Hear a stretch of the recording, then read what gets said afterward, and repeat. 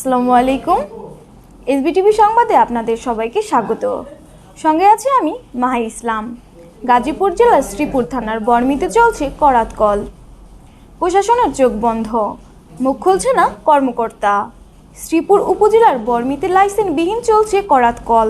প্রশাসন যেন দেখেও দেখছে না, নেই কোনো কাগজপত্র। প্রয়োজন আছে বলে মনে করছে না মিল মালিক পক্ষের কোনো লোক। তৈরি করেছেন সমীর মালিক সমিতি, যার দ্বারা নিয়ন্ত্রিত হচ্ছে উপর মহল।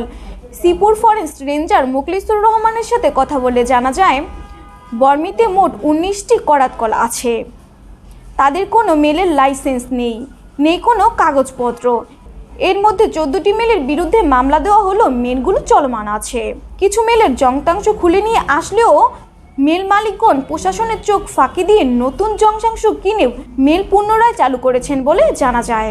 ফরেস্ট রেঞ্জার বলেন, সে আর কোনো তথ্য দিতে পারবে না। উপরমহল তার মুখ তালাবদ্ধ করে রেখেছেন। 2012 সালের 27শে মে রবিবারের আইন অনুযায়ী লাইসেন্সবিহীন করাত কল পরিচালনার বিধিমালা আমলে নিচ্ছেন না কেউ।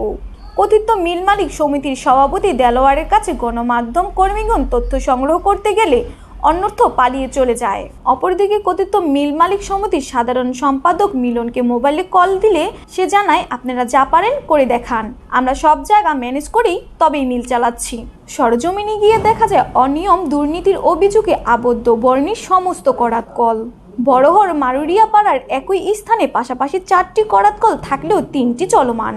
অপরটির তথ্য নিয়ে জানা যায়, কোনো এক মহলের সঙ্গে বনিমানা না হওয়ায় এটি বন্ধ করে দেওয়া হয়। এ বিষয়ে ফরেস্ট রেঞ্জার মুখলিসুর রহমান মুখ খুলতে রাজি না। এলাকাবাসী আরও জানান, বন বিভাগের অগোচরে কেটে নিয়ে যাচ্ছে গাছ, এমনকি শাল কাটা হচ্ছে রাতের আধারে।